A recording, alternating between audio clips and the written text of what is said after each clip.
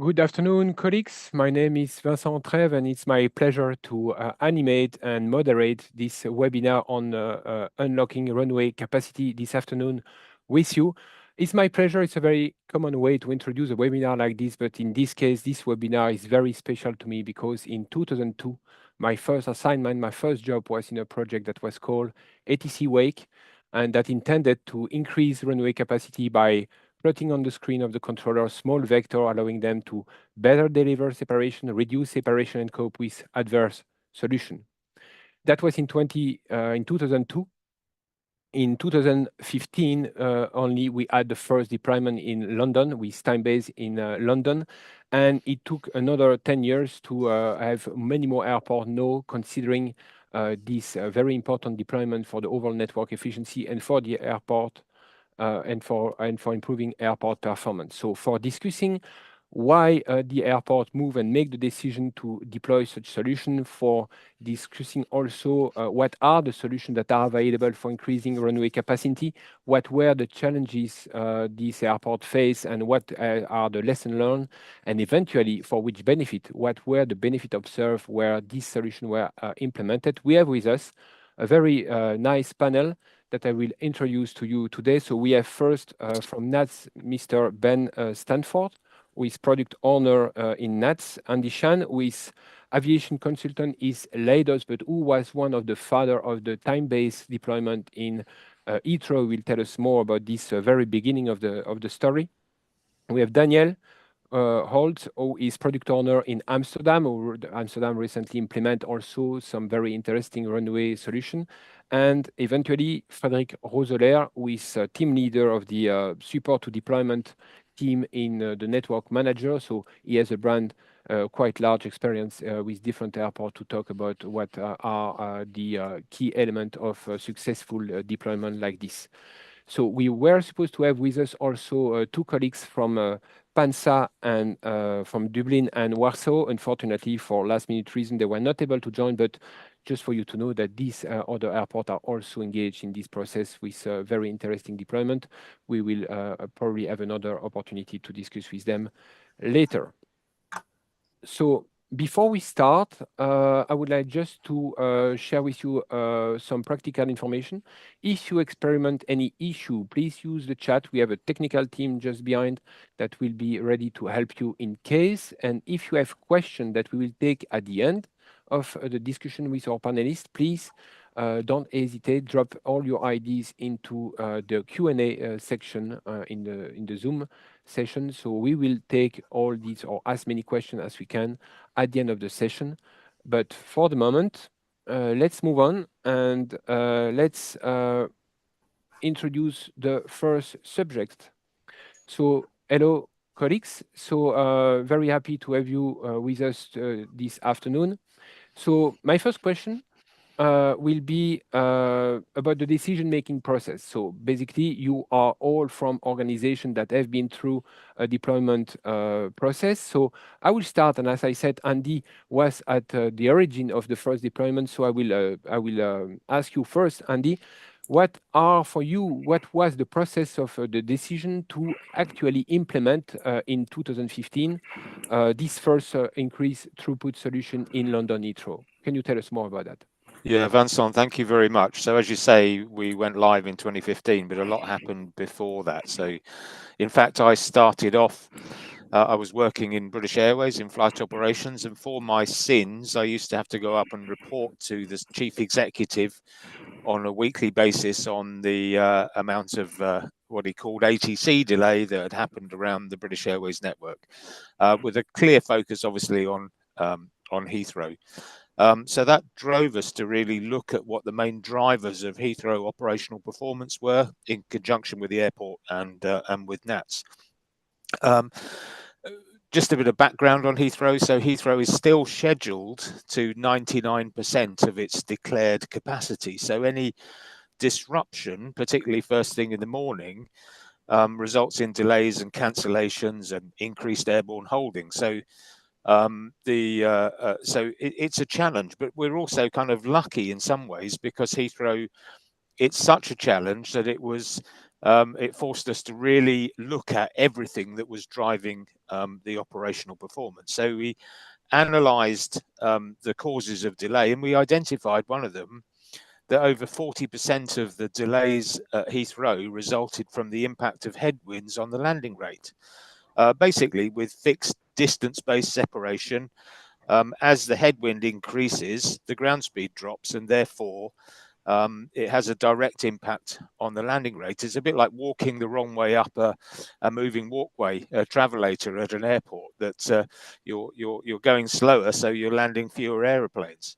So putting in time-based separation had the potential to address this issue. Now, we first sort of came across it, I think, probably about a year after Vincent started looking at concepts in 2002. So I think the first animation that I did to get people bought into the solution was in 2003. But as no one had done TBS before, we needed to prove that it was safe to do so. So we did 5 years worth of LiDAR data collection, supported by EUROCONTROL, which proved the safety case for Heathrow. And I think an important thing for those listening is that you don't need to do that now. Those standards are now incorporated by ICAO into PAN's ATM. They went in November last year. So unless there's a specific scenario at an airport that would require you to look at elements not covered in the original safety case, then that's already done. Then NATS worked with the airlines and with the airport to develop the business case, because we needed the money to go and support the development of the tools and the implementation of the tools. And under Single European Sky rules, that was done through the regulated settlement of NATS price control. We also got some CESAR funding to help with that, which was very beneficial. End result, we went live in 2015, and then we've continued to develop the tools beyond that to deliver more capacity. We will come back on the evolution, because that's a very important aspect. But before going to the evolution and the different services that this kind of system can bring, I would like also to welcome Frederic. And Frederic, ask you, as a team leader and supporting many airports in that domain, what is for you, because we had many processes ongoing before COVID. Most of them was put on hold because obviously runway capacity was not a constraint in the network anymore. We are back to traffic level compare or above for certain airport 2019. So when you talk to airport, what is for them the key element that will drive the decision for increasing runway throughput and start engaging themselves in deployment of solution? Yes, thank you, Vincent. So indeed, first, maybe we have to, of course, recognize that each airport is different in nature, in size, in traffic. There are groups or there are commonalities. But as also mentioned by Andy, in fact, we can take benefit of the work that started already some years ago, even before that COVID period, where there was already a significant trend in capacity increase. And the need to prepare for that. And know that we are indeed in a situation that we are now back to this traffic record level. We see all of us, as in the industry, as NSPs or airport, or even as a passenger, that indeed the demand is really high these days again. That basically now we need to look at what is available to make best advantage of the infrastructure that we have. Of course, there is also a look to develop further the infrastructure, but we know that this is high investments. And so there is really an interest that is seen first to look at what can be done with existing infrastructure on the short to medium term and take advantage of the solutions. So we'll come back later on what are these solutions. There are different topics and elements that can touch to different aspects to runway capacity in particular for arrival and departure. And in fact, we try to look at what can be optimized from separation or from the way the controller can be supported in we will come back on the nature of the solution. Just Andy, come back to you, just because that's a usual question. You talk about time you were in NATS, how much the airport was associated, because today that's a big question. You have the airport infrastructure, you have the air navigation service provider for making the decision. How did it work in Heathrow, for instance? So the key thing, we needed to know that it was possible to actually increase capacity and improve resilience. So I think technically that's provided the support to do that. Of course, the airlines and the airport know their business very well. So putting the case to them, it was a very simple, in some ways, a very simple decision. They just had to be sure that we were going to do what we said what we thought we could do. So increasing the capacity and resilience, absolutely key to a highly pressurized airport like Heathrow. And then coming back on a point, we're talking about putting tools in here which really can improve the runway throughput, improve the consistency and the predictability of the operation day in, day out. And that's of huge value to the airport. So I think we probably at the outset didn't realize how much benefit there was. Now that it's been in running and we've seen the benefits, actually, we understand the benefits better than we did at the outset. Exactly. So thank you for that. So we talk about solution. Maybe it's time to take a bit of time for explaining a bit what are the alternatives. Frederic, can you brief us very quickly what are the key elements? So after that, we will come back to you in intro for explaining a bit how it was implemented. But when we talk about runway throughput increase, runway capacity increase, what are we talking about concretely?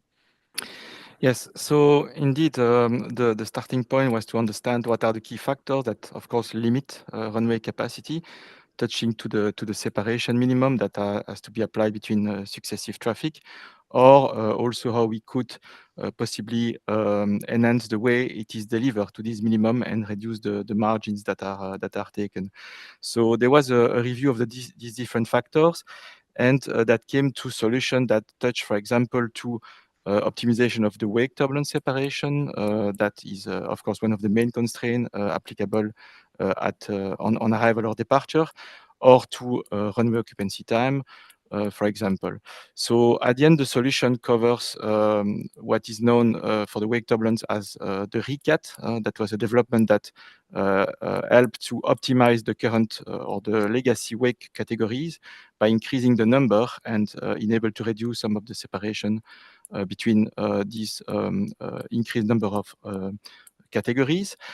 And that turned eventually into a more ultimate advanced solution called wake turbulence pairwise separation that has been eventually developed and mature and comes to first deployment. We'll come back on that for sure. Yes. Okay. So and, sorry, please. No, and then the second part is more on the tools that can support these kind of deliveries. So the tool for distance-based separation with the indicators to help the controller, or for time-based that can also help to mitigate headwind, as it was mentioned by Andy. But also, this time-based separation tool really helps to have a more stable and consistent separation delivery. So it really helps to maintain the pace of arrivals, especially in high traffic pressure and in peak period, which is clearly what we want to get from increasing runway capacity. The airlines, the passengers, they want to travel in peak, and so that's where we can help. Yes. That's very interesting. So we have with us, and we are lucky to have with us two of the main airports that implement that. So we will come back to Heathrow before going to Daniel for Amsterdam, because in Heathrow it was a very sequenced deployment, while in Amsterdam RECAT and time-based were deployed together. So let's start with the first and the pioneer, so Heathrow, and then we'll move to have the feedback from Amsterdam about these deployments. So Andy and eventually Ben also for the latest part. Can you explain us a bit what was the logic of the deployment of these different aspects of the improvement? So at Heathrow, we actually originally looked at procedural time-based separation, see if the controllers could do it without tools. We also built a sequencing tool called FAST, Final Approach Sequencing Tool, but it didn't include the elements that we've got within the tools we have now, and those really didn't get off the ground. So I think the first learning point was it's better to put the effort in to do it properly and properly engage the stakeholders, particularly the airlines, the airport, and ATC, to do it right first time. I think that the tools went live in time-based separation mode in 2015, and in 2018 we further updated the solution to put in RECAT EU, as you say. And at that time, we also added some new features. So we added optimized runway delivery, which automatically manages the compression inside the final approach fix as the lead aircraft slows to its landing speed. And we added runway occupancy time. So there's breakthrough indicators that come up for the controllers when runway occupancy is more limiting than wake separation. And that's one of the things, as you go to more optimized separations, then you have to take into account things like ROT in order to drive the right solution. So it's that standard that is now in operation at Schiphol and Toronto. Frankly, main lesson learned. I mean, we didn't have the option. We were developing the tools as we were going along. So right now, I would say just go straight to TBS with RECAT, with ORD, because that set of tools are really well liked by the controllers and really deliver a consistent optimum service delivery day in, day out, which the airport really likes. So I think that was, yes, so we took a stepwise approach, but only because we had no choice. Because you evolve as the science and as the safety case evolve at the same time, I suppose. Yes, that was essentially the driver. Would you say that what was the most difficult step? So to make it acceptable that the controller rely on a new interface, or every single one had to be explained and justified for the controller and for all the users, in fact, and the pilot as well? Yeah, so we a few things there. So we had a core team of controllers involved in developing the solution, the procedures and the tools, and of course the training as well. To start with, we had a number of controllers saying we don't need it. So we actually did matched runs in the simulator in various conditions with and without the tools that we were developing. And that helped to buy-in from the controllers. But I think the key bit is having a consistent core team of controllers involved in developing the tools. Now, the controllers have some concerns, quite rightly. So is it safe to do? Yes, we had the safety case that proves that that's the case. So we went through that with them. Could they rely on airlines to actually fly the assigned speed? So it's all very well putting aircraft closer together on final, but if one of the aircraft in the stream decides to slow down early, then you end up with catch-up, and that's a problem for ATC to deal with. So we had to deal with improving the consistency of airlines flying into Heathrow, flying the speeds that ATC were assigning to them. We also needed to know very accurately what the wind conditions are on the final approach. So we developed something called a glide slope wind condition service. Basically, we take MODES data on every spin of the radar, and we get a real-time wind data all the way down the final approach. And that's very much more accurate than using MET data. Airlines and airport, actually, they're really helpful stakeholders, because as we want people to change behaviors and be ready for the change that's coming, then they need to be involved. Probably the lead carrier at an early stage, but then we involved all of the airlines with about 3 months to go before the system went live. And at that point, we started sharing speed compliance tables with them on a monthly basis, showing how each airline was performing versus others with the same types. So they were on a league table, and then there's a bit of competition. I remember. Yes, yeah, yeah. It was not necessarily much appreciated immediately, but very useful indeed. It was really useful. It also helped them talk to each other, because some of them were going, our stabilized approach criteria don't allow us to fly 160 to 4. But then somebody else does. Somebody else can do it. We will come back on that when we address the challenges and the lesson learned, for sure. I would like to move on now to Daniel, and because more recently, Schiphol, so a couple of years ago, Schiphol moved for include time-based and RECAT solution. So Daniel, could you tell us a bit more why, how you moved there, how much complicated the choice was to move that direction, and how it was received by the controller, and how did it go for you on that journey? Thank you, Vincent. Yes, of course. we have in our airport in Schiphol, Amsterdam, several conditions that made us think about this. Of course, there's often higher wind speeds here in the Netherlands, in the west. We have a hub and spoke system, so that let's say that there are many volume peaks a day, where we sometimes have to switch to the second runway as well. We also have a system where the approach controller delivers from the initial approach fix to threshold all the way. That's not the same in each airport. And actually, I asked around because I was not involved in the initial beginning of the when the business case came through. I asked around here, and what you hear often also from some controllers is, we remember that some controllers went to the UK, saw the system, heard about the advantages and saw it, and actually came back so enthusiastic that they managed to convince their own controllers as well as the management. Of course, we also had some support from CSR, some subsidies and things like that. But when they actually went to the UK, they also found that there are many other advantages also on the controller side. So it's not all about throughput. It's also about especially when you want to go to RECAT EU, you want the controllers to be confident where the new separation is. And so also the requirements we had was, for example, reduce the spacing norm, reduce under separation, reduce over separation. We had a requirement, reduce wake separation, increase capacity for headwind conditions, of course, and also capacity for mixed traffic volumes. We have a lot. So in the end,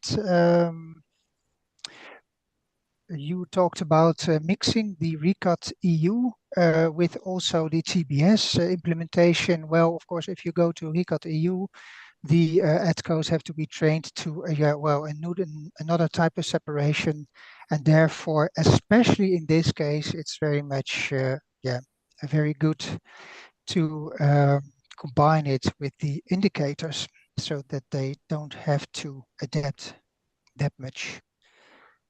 So Okay. that's Yeah, also thank you. what in the end. Yeah, okay. No, thank you, because it allows me to come back to you, Ben, because Andy explained us how you move from time-based, use the indicator on the screen to make more complicated, apply more complicated separation like you did in Scalable, optimize runway delivery, reduce separation for runway occupancy time reason. But then, very recently, December, if I'm correct, Ben, you move for an even more complex solution that delivers more benefits. So can you explain a bit what was the last move in Heathrow? Yeah, absolutely. Thanks, Vincent. So yes, in December at Heathrow, we made the upgrade to pairwise separation, which I think, as Frederick's already sort of alluded to, is a sort of the next step towards wake vortex separation rules between aircraft. And so rather than having a low number of wake vortex groups and every aircraft is in a certain type group, we're now providing individual wake vortex separation between each type of aircraft. Which provides, in some cases, half a mile, 1 mile. I think there's a couple where it's even a 1.5 mile reduction in the wake vortex separation required between aircraft. Now, of course, having, I think there's 96 aircraft types in the big table. We don't have all those types flying into Heathrow. I think we've about 40-something different aircraft types. There's no way a controller can remember the specific separation pairs between all those different aircraft types. So to deliver a pairwise solution, you really do need a technology support tool which can do those lookups for you and provide the controller with the information on what the appropriate wake vortex separation is for that particular aircraft pair. Okay. So we see here a very good example of advanced technology for major hub, Schiphol, Heathrow. I would like to come back to you, Frederick, and typically these kind of solutions are available at different level of complexity. We have also in the networks more simple solutions. I think about Barcelona, think about Dublin. Can you tell us a bit more about what are the, if I may say, the low-cost solution that would be adapted for not such a big hub, but still airport that have peak and that have to accommodate traffic in certain time of the day? Yes, sure. So in fact, yes, we focus a lot so far on this more advanced solution, and also coming from all the research that was undertaken, as we mentioned, and also the development associated. So we spoke about this optimized wake tolerance separation and the time-based solution. Now, this is indeed mostly of interest to the large hubs and also for the airport that has wide bodies traffic, for which there is predominant wake tolerance separation application. But from that, over the years, we also developed indeed more, let's say, lighter version out of it, taking advantage the benefit of this principle of visualizing the separation minimum that is needed for the time base, because although we have a time basis at the end. For the separation, the controller still work on a distance on their screen. And so there was the development now that came through the years of the tool which is distance-based still, more simple, just displaying the minimum separation applicable between arrival traffic. And this can then directly facilitate this application of the separation, either with wake, but also, for example, on runway occupancy time or surveillance minimum. So this tool, DBS, distance-based separation, which features this marker called FTD, final target distance, is much more simple and has been indeed deployed already in some place in Europe. You mentioned the example of Barcelona, which moved on this and enabled the integration of the RICAT EU in Barcelona. The same occurred in Dublin with this DBS tool. So that's probably a solution that can be seen as an interim step, as the first step towards maybe time-based separation, or can also support application at airport that have maybe more interest on, for example, runway occupancy time help or controller supporting, for example, also the mixed mode when you have airport with single runways, which operate with gap between arrivals to feed departure, to insert departure. This solution can also help to have a more consistent delivery of these gap spacing, which can be 6 miles, 7 miles, depending on the configuration. So that's really available, becoming available by the industry. And there are in deployment taking place of these tools, yes. It's an open question for anyone willing to answer, but we talk about wake, we talk about time separation, we talk about runway occupancy time. We didn't talk yet about surveillance minima, because we know the minimum rules in ICAO, but many airports in Europe and outside Europe operate with far bigger surveillance minima. Can this kind of solution help as well for them? Because in that case, we would not have to rely to mix of aircraft with wake separation. Also, between medium aircraft, it would bring value. So any example of improvement of surveillance minima application thanks to this solution? Yep, I can answer a bit on that. Yeah, sure. So not my area of expertise. I'm not an engineer, but the minimum radar separation at Heathrow has been consistently reduced as we've moved through our deployments of time-based separation. Certainly, at the moment with pairwise, one of the key enablers to enable us to unlock the benefits of pairwise was to actually reduce the radar minimum to 2 miles in certain circumstances, which has allowed us to really get the most out of that runway throughput. Now, I can't tell you what the various engineering hurdles were that they had to jump over to get to that 2 miles, but certainly there are obviously ways to get your radar minimum radar separation reduced. If you're still operating to a 5 mile minimum radar separation, then tools to support, optimizing your wake separation or your runway occupancy time are really going to be negligible benefit, because most things will be limited at your 5 mile minimum radar separation. But if you can move to a 3 mile radar separation, then there's certainly benefits. And as you move below 3 miles, then there's lots of benefit to be had. And the wake turbulence and runway occupancy much more frequently become the controlling factors in your runway throughput. Okay, thank you, Ben. So my next point today will be the challenges faced and the lesson learned. So of course the big move was recently for Scalable. It's still fresh, probably in your mind and in the mind of all your colleagues. So what were in Scalable the big challenges that you had to overtake for eventually deploying? Was it the acceptability, the training, the cost, the system? Tell us a bit more about that, if you can. Daniel? Yes, the big challenges was indeed the training and to find the time for the EDCOs to do the training. It was a very pressurized time at the time. Also, we came out of COVID, so that was an issue. And furthermore, I have to say that the challenges were not that big as you might expect. We were a little bit later with release because of the training issues. But I think one of the good things, yeah, not a challenge, but the good things was that we had so much support from NATS, who had, of course, the whole case. They had the whole governmental issues we had to take. They had already done that. We used that as a safety case.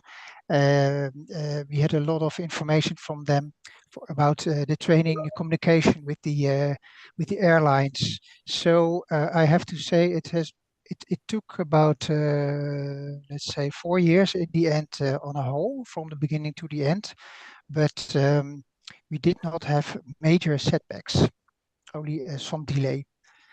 That's what I can tell about that. Yeah. 4 years between the decision and the actual full deployment. That's what it took. The decision, yes. Well, decision to start looking into it until the deployment, yes, until the go live. Yeah, we have split at that time to reduce the risk. We have split it in 2 parts. The first part was doing all the research and making the concept of operations and get it accepted by our operations. And that was a paid trajectory. And from that point, we made the decision to go for the specific IA tool from Leidos, from NAS Leidos, which was the deployment part of the project. In terms of challenges, I guess that over the last 10 years that you keep evolving the system in Heathrow, you went through several ones. Andy, Ben, what were for you the most complicated part all along these years, and how did you overtake that? And we'll come to the lesson learned later, but at least what were the key challenges? I think Andy's mentioned a couple of them. Certainly initially, getting the controller buy-in was key. There were those who were really excited about new technology and what it could do for them, but there were also plenty of them who were like, that's never going to work. We do it just the way we do it, and that's fine. Thank you very much. So we spent a lot of time and effort getting the controllers engaged and bought into the solution. So that was a large part of the effort. Obviously, when we initially deployed at Heathrow, that was a world first. So getting the regulatory approval, getting the CAA on board was key. The safety evidence. Obviously, we'd had a lot of work done through the CESAR research to look at the wake vortex, how it dissipated, how the wake performed in different wind speeds. So we had the evidence, but we still had to sort of generate the safety case that the tool we were putting into operation would maintain that wake safety argument and would not lead to an increase in wake turbulence encounters or missed approaches, all that kind of stuff. I think once we got through those 2 hurdles, those are probably two of the biggest things. Andy mentioned the airlines, getting them on board. That was sort of came a bit later as we started to sort of engage and publicize the fact that this system was going to be going live, and the airlines sort of pushing back and saying, well, no, we're not going to accept anything less than what ICAO says the minimum distance separation is, getting them on board. And then over time, as the system had sort of bedded in, the pilots became more comfortable with the concept that they were slightly closer to the aircraft ahead, but that it was all being done safely, and that they hadn't seen there were no increases in the wake turbulence encounters, and therefore they became more confident and comfortable the system was delivering as expected. So about that, because, sorry, yes, sure, Andy? Yes, Vincent, I was just going to add something as well. In terms of controller buy-in, one of the concerns from controllers was that we were putting in tools and procedures which would change the way that they do their service delivery, what they're used to effectively. So we put a lot of effort into working with them to really simplify the HMI, make it effectively make the tools follow the controller's actions. So rather than having the controller spending time heads down updating sequence in AMAN or in other systems, the tools actually follow the controller's actions. We have something called path leg tracking, which identifies if a controller decides to change the order of arrivals at the last minute, then the tool will adapt to that and provide the right indicators for it. That was a big sort of selling point for the controllers, that it was basically they were continuing to do what they did before the tools went in, but the tools actually gave them that bit of additional information, a bit of support, rather than dictating the way they needed to deliver the service. Thank you very much, and that's very interesting. And I know I said at the beginning that we'll take the question at the end, but there is at least one popping up here that I think would be worth to share with you, because it's a fair question. Would you have an example of how it looks like on the display? So I ask just if one of you has available quickly a screenshot, that would be much appreciated. I would like to come back to either you, Ben, or Daniel, because there is one actor in this equation that we have not discussed yet. This is the CA, because if I remember correctly, when TBS moved to was in operation, turned in operation in 2015. Today, TBS and RICAT are both in ICAO PAN-CTM 4444, but it was not the case at that time. What was the nature of the discussion you had with the CA? Because that's a concern that we hear many times from the different airports, or to convince the stakeholder, airlines, ETCO, of course, but at the end of the day, the final cut is on the CA side. What was the nature of your discussion, Daniel, for example, with the CA about this kind of deployment? I'm very sorry, I don't know the answer because I was not there. I haven't. I don't know what the discussions were with the CA. Okay, sorry. But maybe Ben, you. I'm going to pass to Andy. I think he was more involved in those discussions. Perfect. So back to Andy. So we involved the regulator right from the outset, and actually we had, I think, very good support from EUROCONTROL as well, because of looking at weight concepts and all of the work that had been done before. So, but we actually brought the regulator right in. They were involved in developing, alongside us when we were developing the safety case and the procedures and the training, so that they felt comfortable. And as I said, we'd done originally 5 years worth of LiDAR data collection. So we had an evidence base to present to the regulator as well. So very different now, because of course TBS is already in PAN-ATM. So I think it's always more difficult when you go first. It becomes a lot easier then for people to adopt that, because you can point to it working. That's perfect. You mentioned this inclusion into ICAO, because it leads me naturally to Fred. So you were one of the who make it happen at ICAO. What were the challenges? Because it's one thing to have an approval nationally, locally, something else to convince the rest of the world to change what remained Bible for ATC in ICAO. So what was the challenges there for turning this into regulation? I think indeed what happened is that we were able to take advantage of the initial deployment that took place in Europe. So initially, as Andy mentioned, there was a lot of research, and also on EUROCONTROL side, we developed the generic safety case for the various concepts on the RICAT, also on the TBS based on this work, which support the initial deployment. But then we were able to complete this, let's say, more theoretical approach by the experience that was shared from the deployment at Heathrow and in other places for the RICAT, and eventually work with ICAO and EASA in parallel to achieve this regulatory evolution. So now the situation is that today the RICAT is fully integrated in both ICAO and EASA. For TBS, it was indeed very recent that was published in the PAN-ATM in the document 4444.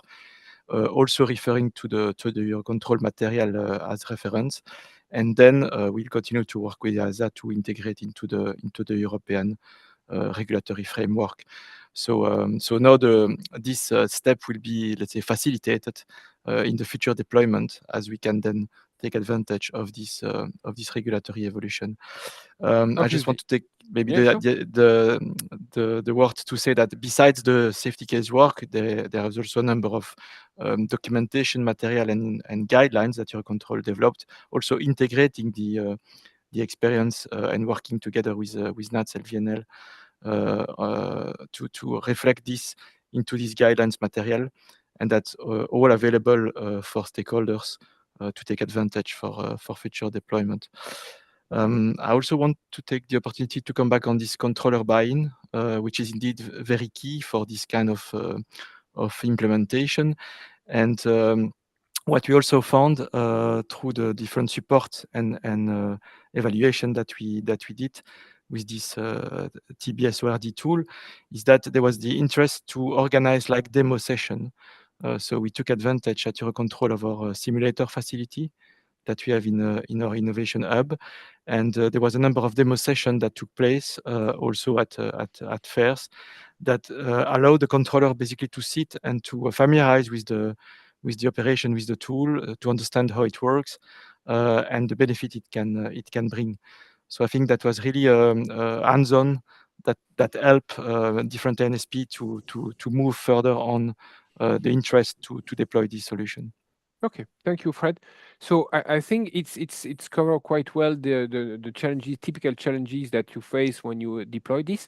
Lesson learned now. So what would you do differently? So I know you said already that for eTro you would move everything at a time, so not step based, okay. But more globally, also in Scalable, what are typically the things that you would have done differently, and what would be the advice for newcomers, for new airport interest in deploying this kind of solution? Yes.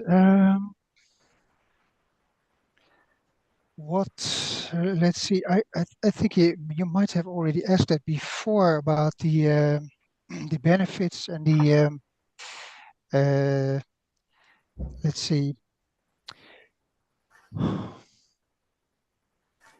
I don't have an immediate answer on that. The lessons learned. What we that is one of the important things is that be sure, yes, to show the air traffic controllers beforehand what they are going to see in the future. I think that's the most important one.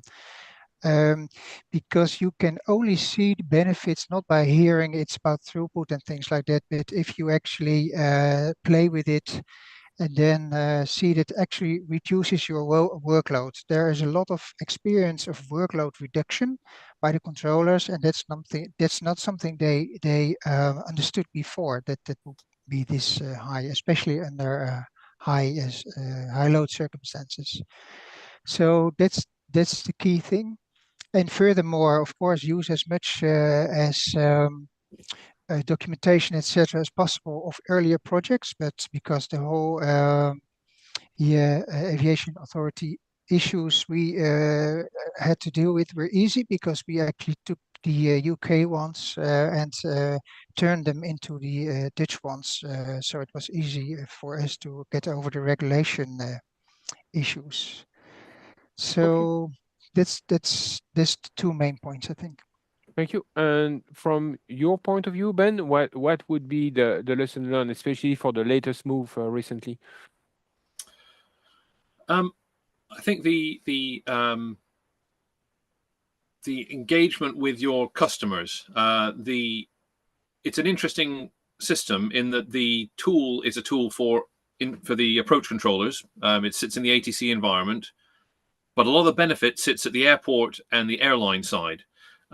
So you've got sort of this stakeholder group that involves several parties who have different needs and demands of it. So engaging with each of those parties separately or together, but making sure you're addressing each of those parties' needs and interests in the product. Obviously, the controllers, they're really interested in how it's going to help them do their job better and deliver a more consistent operation. The airport is much more interested in, right, how many more slots am I going to achieve from this? What's it going to do to my consistency of capacity, my delays, my passenger satisfaction ratings?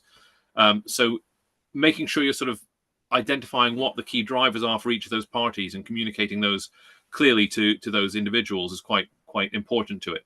And the benefits, there's a wide range of benefits. So we talk about the runway throughput and what that does for your airport consistency. But at Schiphol, a lot of the benefit has actually been noise benefit around the airport, the ability to land more aircraft on the noise preferential runways means they've had less aircraft landing on the runways that go in over populated areas. So they've seen sort of noise benefits, and certainly at NATS, but I think also in Toronto as well. One of the benefits they probably weren't expecting, but did see, was the improvement in controller consistency and how that manifests in non-high wind conditions. We were all interested in, right, can we reduce the impact of these strong headwinds? But actually, even just in a mild wind day, those small reductions in the wake vortex separation, the increases in the controller consistency of delivering to the required distance, means that even on sort of fairly normal days, you're still getting 1 or 2 additional movements through the runway each hour, which is a real benefit to the airport and the NSP. Okay, thank you. So since we start on the benefit, is it possible to quantify a little bit? Because it's very important what you just said, that the benefits are going beyond only just the throughput. It's also all the side effect and the reduction of workload for the controller. But can you summarize a little bit, so give us some figures about what are the obvious and visible effect of this deployment? Yeah, absolutely. So before pairwise, we have good data on what the system was operating with the following our enhanced time-based separation upgrade in 2018. So at that point, we'd sort of delivered an additional 4 movements per hour in strong headwind conditions, which was really enabling the airport to run at a much more similar landing rate in strong headwinds to what they landed on a mild day. But as I said, in terms of the benefits on normal days, the average benefit across all hours is sort of an additional 1 to 2 movements per hour for the airport. And it's then down to the airport as to what they do with that. As Andy said, Heathrow is scheduled to like 99% of its capacity. So they can't just start releasing more slots, because that would breach their limits. But it does mean they can cater for a little bit more at the peak hours. It means they can recover a bit more quickly when there is some sort of disruption to the operation during the day. They don't have to push into their nighttime operations. So that benefit of capacity is then enabled additional resilience at the airport. There's also been a benefit in terms of the controller validation times that we don't have quantified yet, but it does seem that controllers with the support tools are able to get signed off for validation more quickly. Both at Heathrow, we've seen that, and in Toronto, they saw that as well.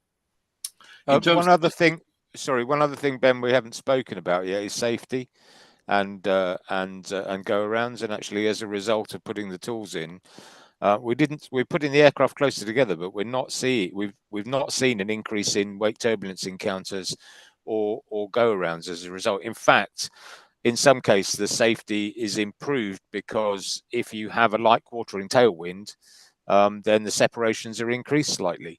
And those are the occasions when you're most likely to get a wake encounter. Yeah. And then I was just going to say, in terms of the most recent pairwise deployment, obviously it's fairly recent and we don't have full analytics data on that yet, but we are looking, it's definitely delivered an improvement again over what we had before that, probably in the realm of 1 to maybe 2 movements per hour, depending on the traffic mix. Obviously, we had a very foggy December, so that didn't help in terms of getting data on how quickly we were able to achieve those benefits. Frédéric, you run several analyses for a number of airports, so I don't ask you like precise number. What is the order of magnitude you generally see for RICAT, time-based, and especially we have question, is it feasible to see benefit for time-based even if you cannot go below the minimum radar separation? Yes, so indeed, as we understood, the benefits are, of course, variable per airport and depend also on traffic mix. But to give some order of magnitude, if you have major hubs with long-haul traffic, you can reach with RICAT up to 10% of increase in arrival capacity. With the runway occupancy time optimization, you can have between 5 and 10% as well. Then when you can take advantage of the tool and you can combine the solutions, so that's also important. I think it was mentioned earlier. So this solution can also be work in combination, TBS and the RICAT and the optimized runway occupancy time together, and this could maybe go up to between 10 and 15% in some cases. So that's something to assess based on the local traffic. Now, as you mentioned also, Vincent, the fact that we can take advantage of the tool to have a more consistent separation delivery can also help, and I think it was mentioned by the colleagues from NAT and LVNL, also to optimize even when we have low wind condition. And we could also, and that's what we start to look now in the recent times, how we can even further optimize the prediction of the traffic to use techniques like machine learning to take advantage of these prediction capabilities, and then optimize the buffers that are taken for the spacing and compression on final. And with that, we can even gain maybe up to 5%, even in low wind condition. So there is a range of benefits depending on the level of let's say automation, but also the advanced capabilities that are used. Okay, so, yeah, sorry? Yeah. Vincent, just to say, so in terms of benefits, with RECAT plus TBS, you're looking at 2 to 3 landings an hour per runway. ORD and ROT around 1 additional landing per hour. Pairwise 1 to 2 additional landings per hour on top of that. We're also just about to go live with advanced mixed mode at Gatwick, and that's expected to deliver about another 2 movements per hour. So I think one of the things we learned was once you put the tools in, whatever is driving the runway throughput and the separation, the tools can show that to the controller. So it just makes the whole thing very much more easy for the controllers to deliver a consistent service delivery. And RECAT's a really good example because we used the tools to help implement RECAT. So did Toronto, so did Schiphol. So, you know, it's the benefits are very, very strong. Typically, the payback for all stakeholders is much less than a year.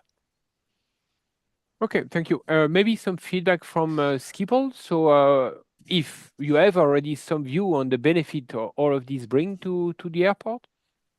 Yes, we have, of course, the data until 2023, because the latest data have not yet been published. But additional, actually, to what Andy just was saying, we have wake under-separated flight pairs were 10%. It means still safe, but under-separated. It went from 10% to 4%. So it's more precise now with those indicators. Furthermore, yeah, RECAT EU plus TBS gives us an improvement of 2 to 3 in low wind conditions of additional landings an hour. And for high wind conditions, the hourly runway capacity at FICE has been enlarged by 3 to 6. So that's our numbers. And there's also less usage of the secondary runway by 10%. And this is all from data, so it's all statistically proved. And hearing basically your different input, it looks very consistent between the order of magnitude we are talking about are very consistently repeat and visible everywhere. So thank you for that. Yep. So yeah, sure. One other thing we didn't really mention was the sort of environmental side of it. Obviously, these aircraft are flying around burning fuel and emitting CO2. At Heathrow, prior to 2015, anyone flying in would have spent a couple of minutes spinning around in circles in a hold before they came into land. And so one of the other key benefits which this system is enabling is to reduce that holding, deliver that more consistent arrival capacity. And we've saved, I think, about 200,000 minutes of holding per year, which equates to a large chunk of fuel. I think it's like 15,000 tons of fuel and therefore the sort of 47,000 tons of CO2 emissions each year. And so that's been really beneficial for the environment as well. Obviously, the aircraft are still coming, but if we can make their flight from A to B as efficient as possible and get them on the ground as quickly as possible, the better we can do for the planet. Perfect, thank you. Andy, you wanted to complement this? No, Ben's got it covered there. So only to say with pairwise that will increase even further, but it's still early days yet for analysing the actual benefits. But yeah, okay. Very strong. So thank you very much. We are reaching slowly but surely the end of this first part of the discussion. So I would like to take some questions, but you have in fact answered a number of them So, Vincent, just a sure. thought. There was a request to see the HMI. Yes, Ben, absolutely, yes. Are you able to bring that up? Yeah. Right. It was literally just to show. Yeah, of course. That That it was is a very demand. simple. We can be flexible here. So, that comes okay. So this is what the radar screen looks like at Heathrow now. I think it's a video. Hopefully we'll play. There we go. So intelligent approach is essentially generating the indicators on the final approach track. The controller can then vector the aircraft in behind those indicators. The color of the indicator tells the controller what sort of indicator it is, whether it's a wake separation or runway occupancy time, or perhaps a spacing. And then also in the flight data block, we have the information at the top, which tells the controller what the current required gap is between that aircraft and the one ahead. That's where the indicator line is. And then how close is that aircraft to its indicator? So the controller knows whether they can keep the high speed on and then slow it down, or if it's time to actually slow it down right now to get it to tuck in right behind the indicator. And obviously the goal is for the controllers to get those aircraft into sort of 0.1, 0.2 miles behind each indicator as they continue down the approach path. And so that's sort of what the controllers work to now. They're still being able to vector as they normally would, but they now have that sort of tool helping them to see exactly what they should be vectoring to. Vectoring and speed management, as you said, the moment you reduce, it's much more accurate, obviously, yes. Yeah. So, and immediately, because and you answered to some extent already the question, but I think it's worth to be repeated, because many questions are about how effective TBS will be without wind. So basically, it's because here we mix time-based reducing and wind effect, but also consistent delivery, what you just mentioned. So maybe it's worth to re-explain that to be sure, to be well understood. Yeah, so I think we had done some analysis before we put TBS into operation, looking at control delivery and sort of the bell curve of each aircraft. How far is it behind what the minimum required separation would have been? And you see, Heathrow controllers, we like to think they're some of the best in the world. Obviously, we're a bit biased on that, but they were doing a good job. But there's still a bell curve. The sort of peak of the bell is probably 0.2, 0.3 miles behind the behind the minimum separation. And it's a sort of wide bell. Some of them are occasionally getting bang on the indicator, some of them slightly too close, and a fair number a bit further away. After we'd implemented time-based separation, we then reran that analysis in the sort of post-implementation review, and the bell curve had significantly tightened and moved closer to the minimum separation. So we're seeing a lot more consistent delivery close to the 0.12 miles behind the minimum separation, rather than the 0.3 we were getting before. And so it's just getting that consistent delivery. Yeah, so System, Vincent, I'd just like to raise one point, because it's been asked, do we have strong winds? Do we really get a benefit out of TBS? The real benefit of having of time-based in the operation is that it really helps the controllers. You're giving a consistent indicator which is already adjusted for the impact of wind on the operation. So it's much easier. And actually the solution works very much better in time-based mode. And also to say, don't be frightened of time-based separation. The big change is probably putting the tools into operation in the first place. Time-basing it is a small element of that, and even simpler now that ICAO have already approved those, so you don't have the hurdle to go through with the regulator. So it really is, I think, a solution that works very well, and the controllers will really like it. Yes, and if I can add, maybe in fact we speak about TBS, but then there is the complementary part, this ORD, optimized runway delivery, that goes really together, and that really basically help to space the traffic to the most efficient way against this separation minimum. So the two goes together and can help to be really consistent in the delivery. Another example actually was Toronto, where they have some long straight-in approaches, which are about 30 miles long. So at the start of the approach, the aircraft is experiencing a tailwind. As it descends, it's then going into a headwind. That's very difficult for a controller to try and get the separation absolutely right 30 miles out for all the way in when the wind is changing like that. Actually, that kind of ORD type algorithm we've built into the tool. We call it tailwinds at altitude. And actually it works really well. So if the controller hits the indicator 30 miles out, they can follow that indicator all the way down the approach to touchdown, and it greatly simplifies that sort of changing wind condition operation for them. That allows me to bridge with a question we had. So question about what you touched very briefly about the way you compute the wind with ADS-B and MODES. The question is, do you make calculation with heading, ground, and indicate speed to find a wind on approach? If it's not received, or is it received automatically? And do you create a wind model for approach, or do you in fact use live information? No, so received? we create a dynamic wind model on approach, okay, which uses those parameters. Unfortunately, you can't do it with ADS-B because somebody forgot to put indicated airspeed into the squitter, which I sincerely wish that hadn't happened. But yeah, it uses a number of parameters, and if an aircraft in the approach is not, it can coast for a period of time if there's no data for a particular aircraft or something like that. So, but the safety case is proven. We ran a year's worth of data with that glide slope wind condition service before we put it live, and it's incredibly accurate, much more accurate than any Met data. Thank you. So another question that come back on pairwise what you said. Just to clarify the current situation from a regulatory point of view, pairwise is a good practice or pairwise is a standard? Maybe for you, Fred.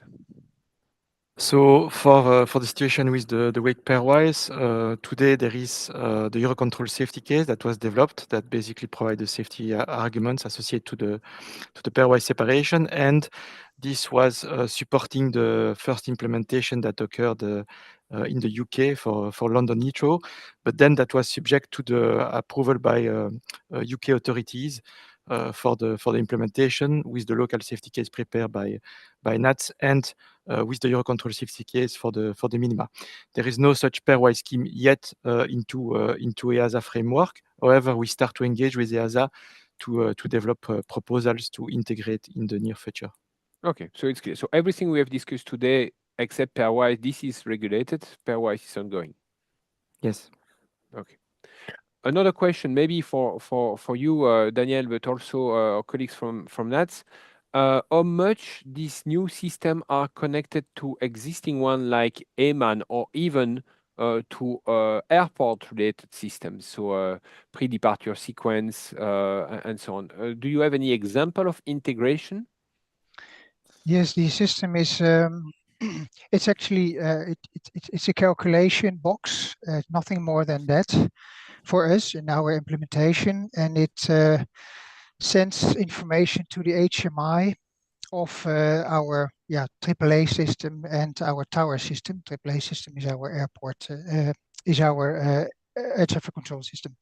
So we use information, we use radar information, we use from our ARTAS, we use from our arrival planner, the flight plan data, and the runway spacing, and we use our central information system for meteo, so QNH and wind information. So it's currently not connected to other sources to arrange something for the indicators, but this is the inputs and the outputs. Okay. I think in Heathrow? Yeah, so it's changed a bit at Heathrow. We used to be connected, obviously it's similar inputs to what Daniel's mentioned. We need the radar data, we need the flight plan data. It was connected to our AMAN, which provided things like runway spacing policies, LVPs, things like that got communicated from the AMAN. When we upgraded to pairwise, we've actually sort of changed part of our infrastructure. We're now connecting to our electronic flight strip system in the approach room, and that is providing a lot of that data that did come from AMAN to feed into the intelligent approach system. But intelligent approach is quite flexible. We've got bits of data that we need to receive, and whether that comes from a flight data planner, an AMAN system, an electronic flight strip system, as long as we can build an interface to it, we can then receive that data to feed the calculations and then send the output to the radar screens. Okay, clear. So so it helps as well because, in fact, time-based help in consistency of the delivery. But if there are variation of a runway throughput, do you connect that to the medium, long-term planning? I mean, in the same day of operation, about the planification of the peak, planification of the day? Not with an intelligent approach. At Heathrow, they have a system called DCB, which is their demand capacity balancer, and that system will sort of understand what the intelligent approach delivery can be based on the forecast weather conditions, and it will then match that up with the forecast demand profile of aircraft arriving, and then, okay, we're going to have a problem at this time. We might need to do some additional landings on the second runway or something like that. But that's sort of managed through the DCB system. System-wise, it's maybe not connected, but it's understood and taken into account in the planification. Yeah. Exactly. So I have another question here. Have you had any reservation? It's very, very relevant for Heathrow and Schiphol from the airline, and if so, what were these reservations, and can we share that? So I think for us, as I mentioned earlier, some of the airlines were initially reluctant or skeptical about the safety of time-based separation. They've been flying for decades using these well-understood ICAO wake vortex groups. And then applying time basing to that seemed like a bit of a safety risk. We're going to be getting closer together. Well, why is that safe? Part of it we addressed through sort of an engagement campaign, working with the airlines, working with the airport through their airline consultation groups to sort of give them briefings on what time-based separation was, providing some sort of information sheets which they could send out to all their pilots about what this was. There was then still some reluctance once it went live. As I said, there was a few pilots who actually wanted to stay further away from the aircraft ahead because they didn't believe it was safe.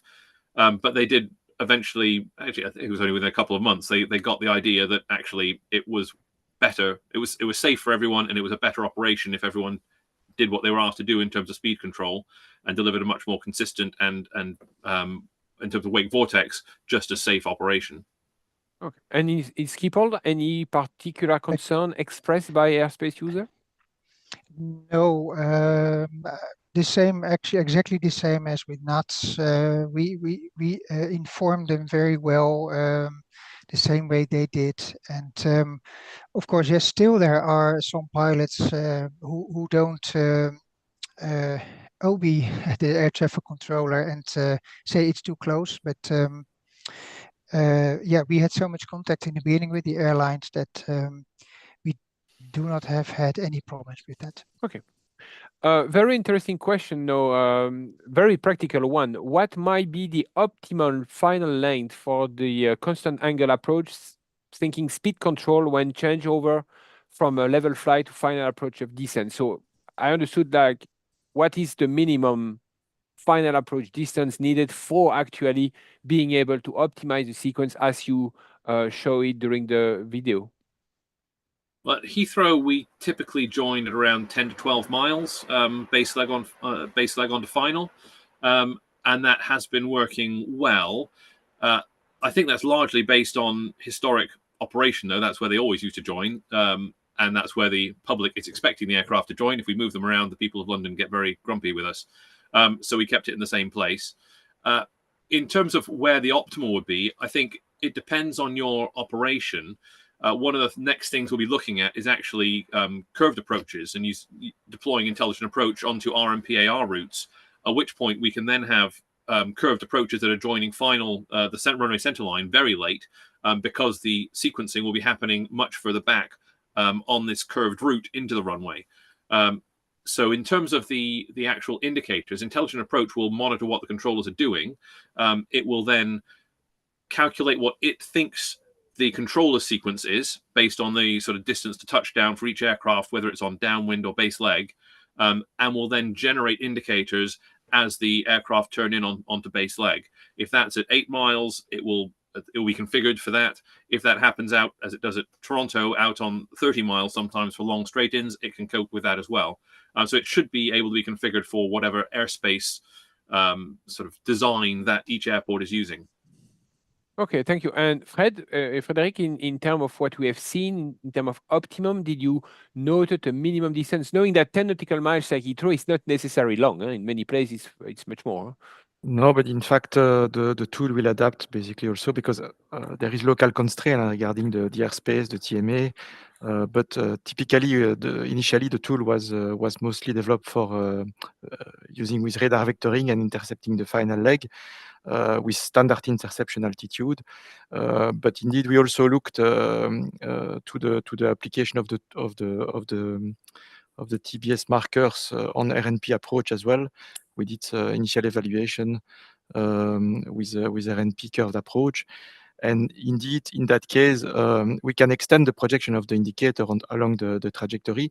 Now we need to find the optimum because we need to predict basically what will be the trajectory and the speed profile of the traffic. And so we need to take into account the variability, and maybe the further we go, let's say higher on altitude, the more variability. And so the more uncertainty and the more buffers we may need to take. So there is probably an optimum to find based on local analysis.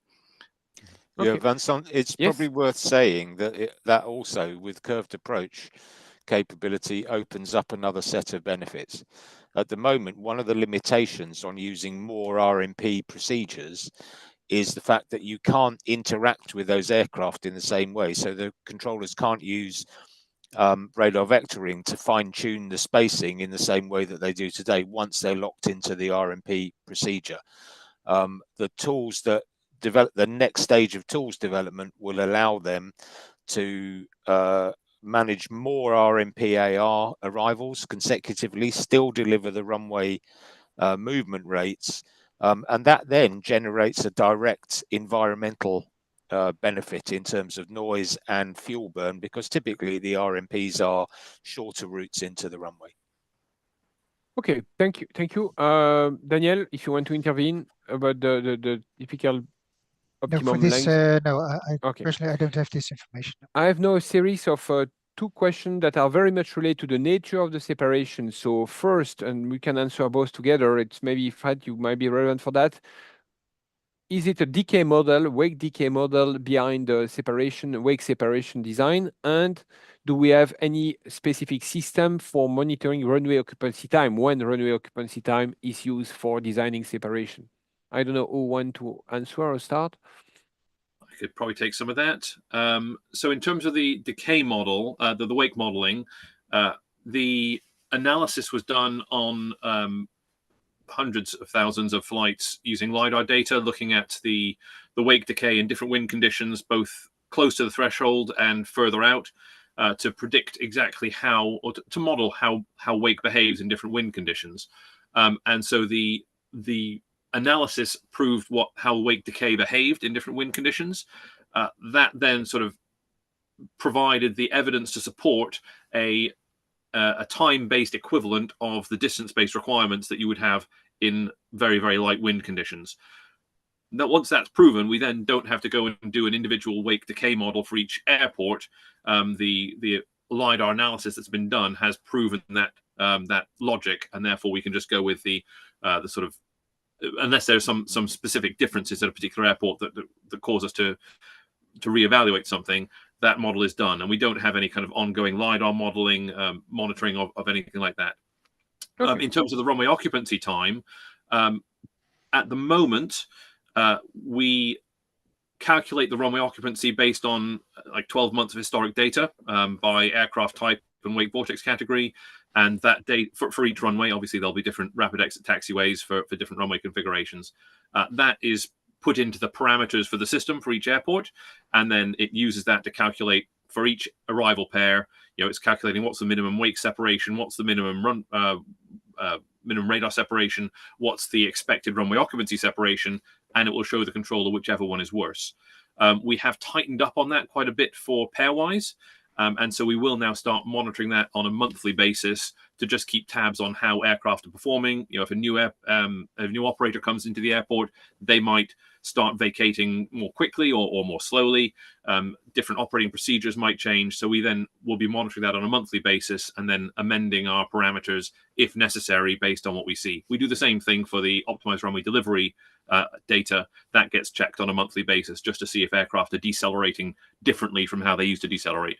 Okay. And there may be Yeah, other sure, Andy. factors. There may be other factors which drive it. Things like runway surface condition and stuff like that. So then that's something we're looking to implement into the tool. So the tower, for example, could say we've got degraded braking action, we've got longer runway occupancy at the moment, so we want a 10% increase in runway occupancy for these conditions, and the tool would automatically reflect that. The other simple example is LVPs. So when you go into LVPs, then in low-vis procedures, the tool is told what the minimum required spacing is, and we automatically show LVP spacing rather than wake spacing or runway occupancy spacing. Thank you very much. Crystal clear. Frederic, just made some update on the runway occupancy time status from a regulatory point of view at ICAO. Yes, so indeed, there are some engagement that started to review the possibility to optimize or to define methods to optimize spacing based on runway occupancy time. So today in ICAO, there are some general rules, especially linked to the short separation, the 2.5 miles on final. And the idea is to extend this to larger distances. About the runway occupancy time measurement and monitoring, we can mention that on EUROCONTROL side, we have been developing in the recent times an application supporting stakeholders and NSP airport. It's called CCPM, Continuous Capacity and Performance Monitoring, which is a platform which can be fed by local traffic data, being surveillance, ADS-B, and that can help to automatically record and calculate runway occupancy time, and is accessible to the stakeholder. So that could also be considered. We have now 20 airports connected across Europe already, and we look to have more joining as well. Thank you very much for that. So one of the last question, is this visualization available for tower as well? Of course, it depends on the respective role of approach and tower controller. It varies from location to location, but typically, Scalable, do you have a duplication of the visualization of the approach vector in the tower or not? Yes, our tower controllers use it as a reference, so not so much for their own use. There's no procedure they have to follow because of what they see. The only difference is they actually see the wake indicators, only the wake indicators, not the other indicators, and they see it without compression. So there's a little bit of difference between what they see, but so they use it as a reference. And what I also wanted to say is that what is a benefit of if you talk about your tower and approach control is that the approach controllers now have a good reference, a trigger point to actually make a go around. So, and I'm not sure how that works out with the tower controllers, but that's a benefit of IA as well. Okay, and in Heathrow? Yeah, at Heathrow, it's also displayed on the aerodrome traffic monitor. We do have slightly different procedures from Schiphol that I think once the aircraft's been transferred to tower, then they're responsible for keeping an eye on it. So they can see on their aerodrome traffic monitor, just like at Schiphol, where the non-compression indicator is. And firstly, that gives them a bit of a heads up if something's getting quite close. They may know that they're going to have to give a late landing clearance, but also it allows them to see if something's going ahead of an indicator if they have to initiate a missed approach as well. Okay, and my last question, I think, before giving you the floor for last message and conclusion of this very interesting session. Of course, this is tactical solution that has been demonstrated as increasing throughput. How much is it reflected in the declared airport capacity? how much it has been cascaded to the ACDM process for more pre-tactical coordination. So do you want me to take that, Vincent, first of all? Floor is yours. Okay.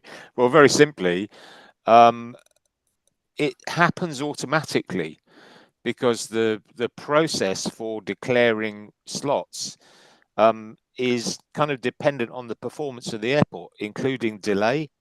So when you put the tools in, it automatically then reduces the amount of delay that's being seen. So if the airport determines that they're going to schedule more of that capacity or change the shape of the schedule so that peak hours, they can declare more slots in peak hours, then that kind of happens automatically.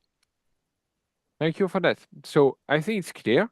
So we approach slowly to the end, and I don't have any more question into the chat. So I will leave you the floor for a last point, message, or conclusion. So starting with you, Daniel, if you want. Well, we had the Swiss air traffic controllers last week looking into it, and they spent a full day on looking at what we had and our conclusions, talked with a lot of air traffic controllers, and they went back and said, yeah, we want this. They have other issues that it takes some time before they get it. But there was a big difference between the Netherlands and Switzerland. That is, they actually have a model that such a system is paid for by the airlines, by the airport, and by the ANSP. And for us, LVNL, we actually paid it ourselves with some help of subsidiaries. But so it might be a question on how, do you actually need a business case to get it sold to the airlines and to the airport, or don't you need a specific business case? I think that's something to think about before. Yeah. Thank you. Very useful feedback indeed. Frederic, maybe? Yes, so I think I will echo what Daniel said. So every time we had a demonstration session with controller, it was always positive, and they said they want to have this tool available. They really quickly familiarized and found the benefit.